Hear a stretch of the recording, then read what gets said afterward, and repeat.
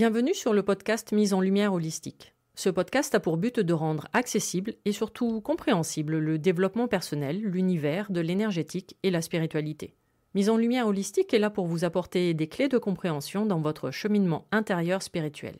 Des clés pour avancer, comprendre et œuvrer sur vous-même. Je suis Véronique Thorezin, coach, mentor et thérapeute holistique quantique. Et c'est la maladie, une sclérose en plaques, maladie neurologique dont je suis atteinte depuis plus de 15 ans, qui m'a permis de découvrir et plonger dans le monde énergétique il y a plus de 10 ans maintenant. De par mes propres expériences, mes connaissances acquises, mes compréhensions qui sont devenues aujourd'hui mon expertise, je vous accompagne avec ce podcast pour un moment de partage, afin de vous permettre de transformer votre monde intérieur et votre vie pour retrouver votre pouvoir intérieur et votre souveraineté. Chaque semaine, seul ou avec des intervenants, j'aborderai de nombreux aspects de l'univers énergétique, tels le lâcher-prise, la confiance en soi, les différents plans de conscience, la médecine traditionnelle chinoise, ainsi que bien d'autres pratiques de la spiritualité. Et surtout, une notion chère à mon cœur, l'ancrage, la clé de votre être. Je vous souhaite la bienvenue pour ce moment d'écoute. Vous êtes un corps, une âme et un esprit.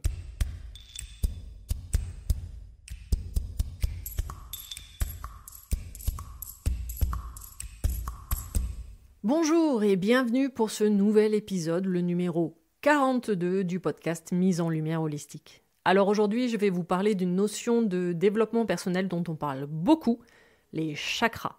Mais je vais vous les présenter de deux manières différentes, à la mode de la spiritualité bien perchée et à ma mode, en fait très terre à terre, pour bien vous faire comprendre dans votre quotidien l'importance de ces centres énergétiques localisés dans votre corps. Je comprends bien que de vous dire que ce sont des roues de lumière qui tournent dans un sens ou dans l'autre, vous n'en avez rien à faire a priori, ou du moins pas grand-chose. Par contre, vous dire qu'une maladie telle l'endométriose est due à un chakra sacré déséquilibré énergétiquement parlant, qu'un burn-out est le résultat d'un chakra couronne bloqué, là d'un seul coup, c'est plus parlant. L'énergétique devient plus simple et surtout plus compréhensible. Bon, je vais quand même vous faire mon discours pompeux de la fille perchée. Donc, les chakras sont de puissantes spirales énergétiques placées le long de votre colonne vertébrale. Ils sont situés sur les différents plans énergétiques. Je fais référence à l'épisode 2 dédié à leur explication. Mais de manière fractale, chacun des chakras se retrouve dans tous les autres plans également. C'est pour cela que tout est interconnectés et quand vous travaillez un de ces chakras, cela aura des conséquences sur les autres. Donc, selon les écrits hindouistes, il y aurait 7 chakras placés de manière stratégique en partant de votre coccyx allant jusqu'au-dessus de votre tête, tout le long de votre colonne vertébrale. Chaque chakra est associé à une couleur, à des pierres en lithothérapie, à des fleurs ou des essences, à un élément. Ils ont des correspondances avec des organes et ils ont même des polarités, soit féminines, soit masculines. Je passe mon temps à vous répéter dans ce podcast que nous sommes composés à 99,9% d'énergie, le chi pour les Chinois, le ki pour les Japonais.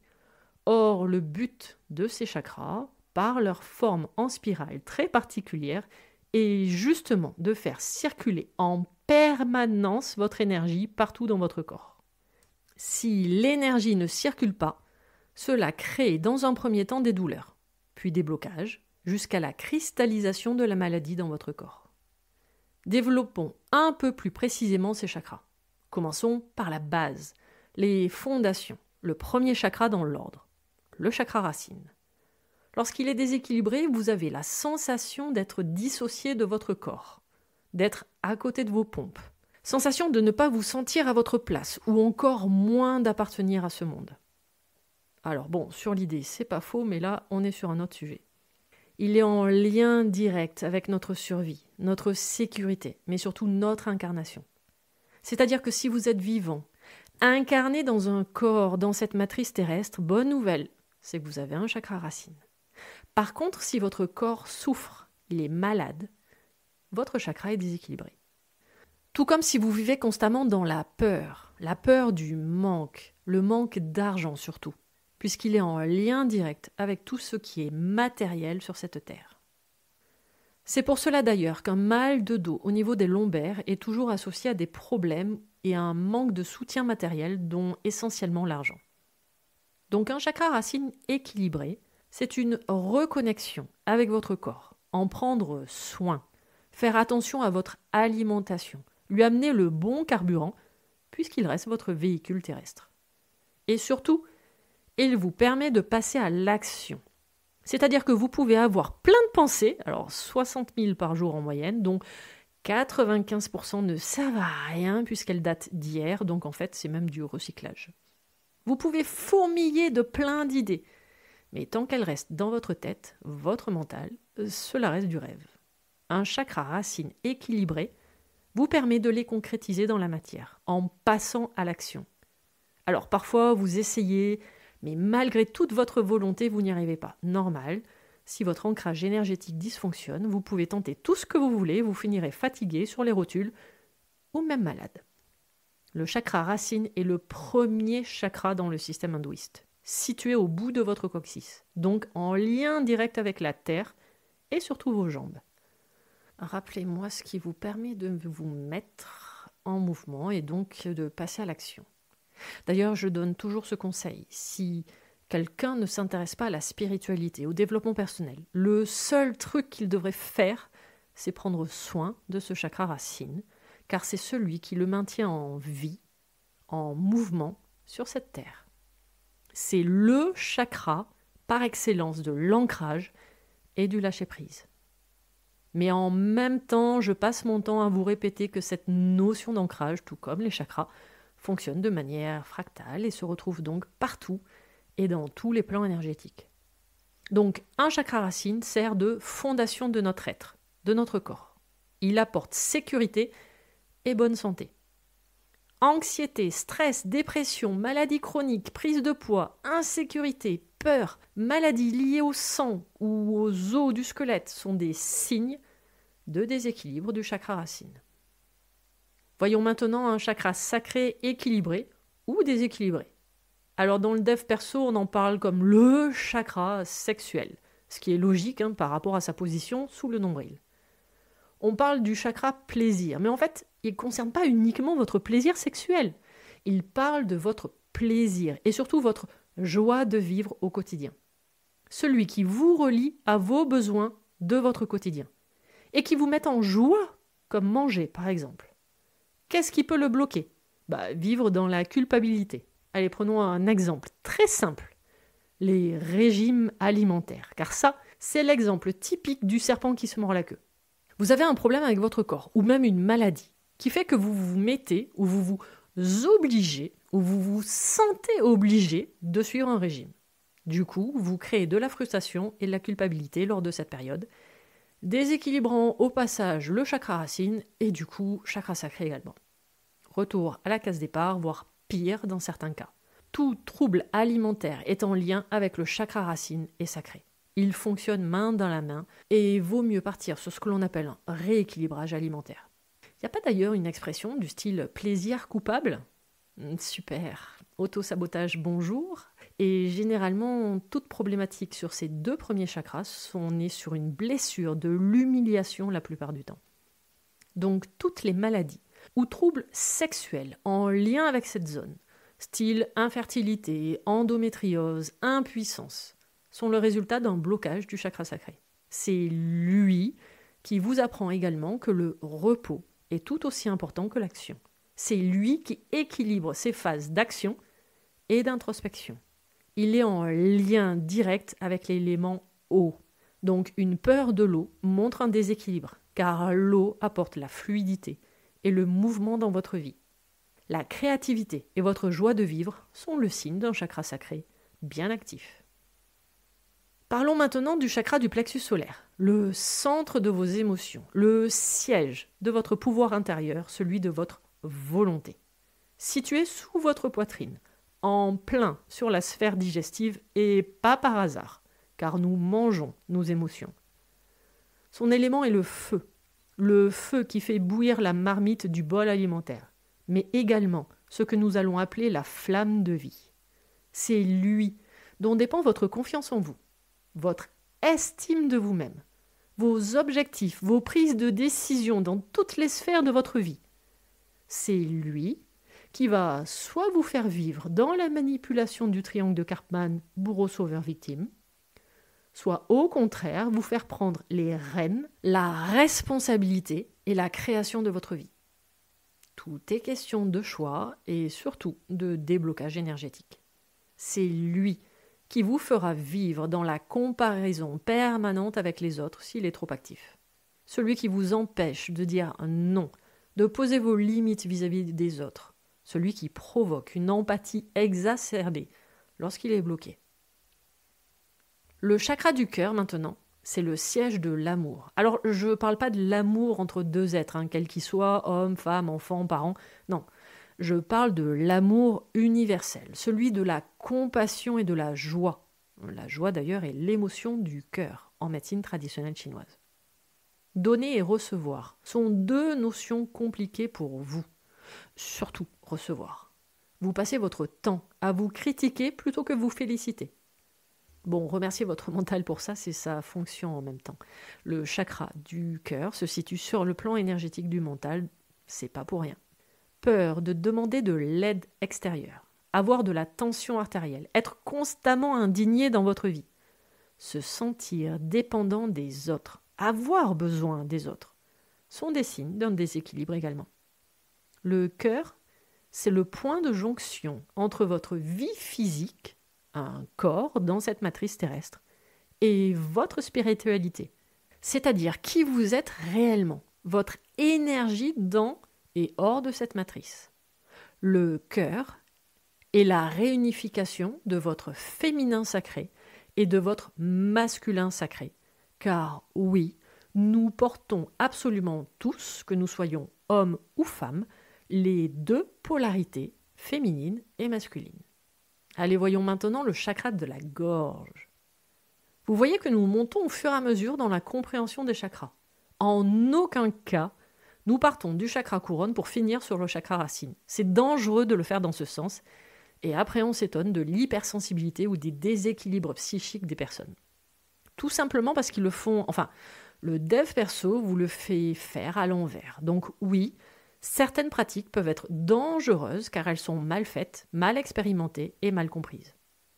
Donc arrivé au chakra de la gorge, nous changeons de sphère et surtout de polarité, car nous sommes sur les chakras du haut du corps qui sont reliés à notre spiritualité et à la polarité masculine, à la différence du bas du corps qui est de polarité féminine. La gorge nous permet de partager notre vérité au monde. Elle porte notre authenticité et exprime clairement nos idées. Les mensonges, la critique, les commérages, le jugement de soi ou d'autrui lèsent ce chakra.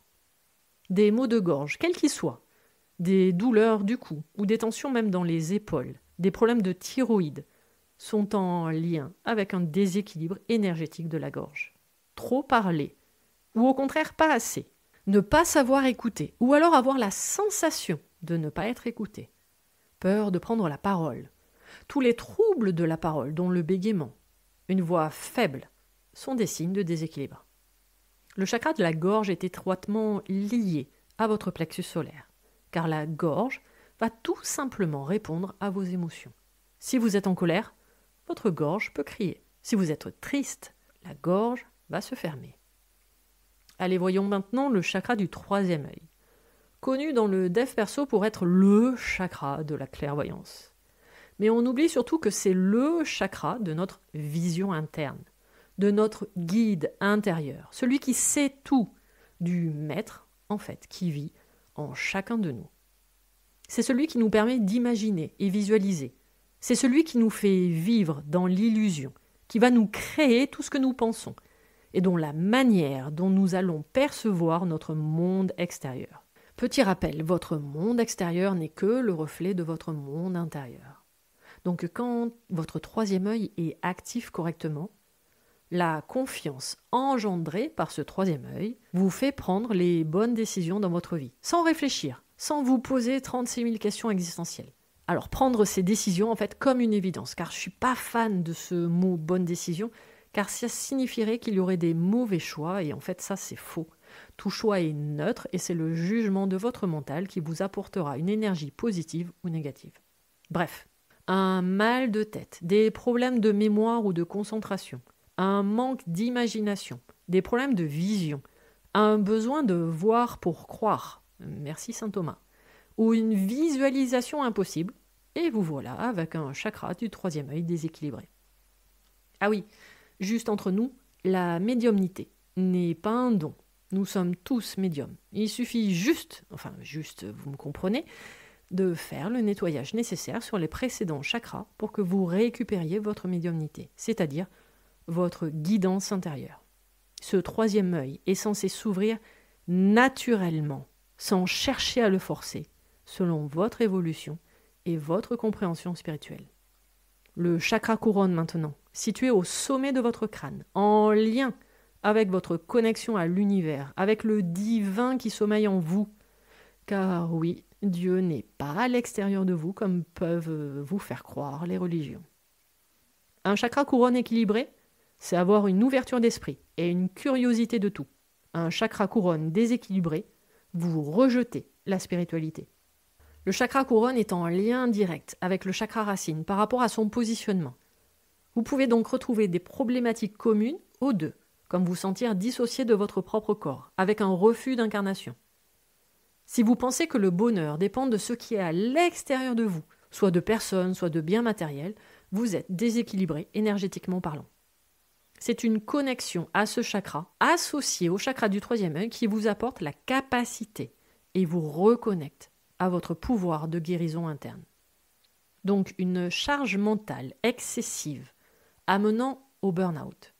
Être dans un contrôle absolu, être hypersensible, avoir des troubles de l'apprentissage, un manque de souplesse, alors dans le corps mais également dans l'esprit, donc de la psychorigidité, être impatient, avoir un complexe d'infériorité. Alors ne cherchez pas de lien entre tous les exemples précédents, hormis le fait que c'est un chakra coronal déséquilibré. Alors si vous cherchez à travailler uniquement sur votre chakra du troisième œil coronal, c'est que vous n'avez strictement rien compris, déjà à cet épisode, et je m'en excuse si je me suis mal exprimée, et surtout vous n'avez rien compris à la spiritualité, car en fait ces deux chakras s'ouvrent à maturité, quand vous avez commencé à travailler et approfondir la connaissance de vous-même, en nettoyant les chakras précédents par exemple. Petit rappel, vous ne pouvez pas commencer votre maison en posant le toit et la cheminée, sans avoir des fondations solides, chakra racine et chakra sacré, et ensuite des murs porteurs. Faire l'inverse, et votre maison s'écroule. C'est la même chose en fait pour vous. C'est bien pour cela que nous observons de plus en plus de déséquilibres énergétiques, comme l'hypersensibilité, car oui, c'est bien un déséquilibre, et pas un truc super à la mode, super chouette, super tendance. On ne peut pas rééquilibrer les chakras du haut sans avoir fait le travail nécessaire sur les chakras du bas. Alors, comment rééquilibrer vos chakras ? Il y a d'abord la lithothérapie, mais qui ne servira que de roue de secours à court terme. Par un soin énergétique, ça, c'est une évidence. En prendre soin dans votre quotidien, en comprenant à quoi servent les chakras, et surtout, comment ils fonctionnent. Donc, commencez à rentrer dans une démarche de reconnexion à vous-même. Ah oui, et dans tous les cas, quelle que soit votre pratique, il y aura une étape non négociable dans votre évolution dans la spiritualité, c'est rentrer en profondeur dans un travail de déprogrammation concernant votre mère et votre père. Car non, la famille idéale n'existe pas, et surtout si vous êtes une femme, un approfondissement et un travail relationnel concernant votre mère est obligatoire. Car même s'il vous semble avoir une relation idéale avec celle-ci, je peux vite trouver des arguments prouvant le contraire en grattant un peu le vernis. N'oubliez pas, toutes vos blessures de l'enfant intérieur ont été créées en copiant vos parents. Alors de nos jours, on parle de bien plus de chakras que les 7 majeurs que je viens d'évoquer tout au long de ce podcast. Il en existe d'autres liés aux différentes fréquences de la Terre qui sont de plus en plus élevées, comme par exemple les octaves situées au-dessus du chakra couronne, ou encore les chakras intra-terre situés entre vos deux pieds. Mais déjà, prendre soin de ces 7 chakras-là, ça sera déjà très bien, il me semble. Alors, si tout ce que je viens de vous dire, ou vous ai appris aujourd'hui, vous a intrigué, interrogé, intéressé, je viens de créer un programme en ligne qui comprend 7 ateliers dédiés aux 7 chakras. où je développe évidemment bien plus en profondeur chaque notion de chacun de ces chakras. Le but de ce programme est de faire le lien entre votre vie au quotidien, vos maladies, vos blocages, vos comportements et cette notion de développement personnel des chakras. Je reste fidèle à moi-même en restant très terre à terre tout au long de ce programme. Il est composé de supports de cours en PDF ainsi que des vidéos plus ou moins longues, au total environ entre 1h30 et 1h50 selon le chakra en question, où je vous explique l'origine et le rôle de tous ces chakras. Je vous développe un chakra déséquilibré, puis ensuite je vous explique un chakra équilibré, car oui, ça existe quand même, et surtout je vous donne plein d'exemples de tips pour en prendre soin dans votre quotidien. Une méditation accompagne chacun de ces chakras. Ce programme en ligne est disponible H24 et vous pouvez le faire à votre rythme. Il y a même d'ailleurs une méditation, ou plutôt un exercice en fait de réharmonisation des chakras selon une méthode tibétaine que j'ai apprise lors de mes cours de médecine traditionnelle tibétaine et qui accompagne le bonus du programme complet des 7 chakras. Évidemment, chaque atelier des chakras est disponible si un seul vous intéresse. Le lien d'accès de ce programme en ligne sera mis dans le descriptif de cet épisode et pour voir plus de détails ainsi sur les différents ateliers et le programme complet. Cet épisode 42 du podcast Mise en Lumière Holistique est donc maintenant terminé. Merci à vous d'avoir pris le temps de m'écouter. Vous pouvez écouter tous les autres épisodes sur les différentes plateformes d'écoute ainsi que sur ma chaîne YouTube. Retrouvez-moi sur Instagram également où je partage mon expertise au quotidien, ainsi que toutes mes prestations, coaching, programmes en ligne, initiation Reiki et même les soins audio hypno-méditatifs sur mon site internet www.lesclésdelame.fr, clé avec un F. Tous les liens pour me retrouver seront mis dans le descriptif de cet épisode. À vos prochaines écoutes, à nos prochaines aventures. Merveilleux moment à vous et à très vite dans un prochain épisode. Et d'ailleurs, je donne un petit indice pour la semaine prochaine. Ce podcast Mise en Lumière Holistique va être de nouveau piraté pour la 3e fois. Je vais ainsi retrouver mes 2 complices, un psy et une coach, pour un nouvel épisode du psy, la coach et le mentor. À la semaine prochaine, à très vite. Pour ne manquer aucun des prochains épisodes, n'hésitez pas à vous abonner sur votre plateforme d'écoute favorite, à commenter, à noter et même partager le podcast Mise en Lumière Holistique. Vous êtes un corps, une âme et un esprit et n'oubliez jamais, vous êtes précieux.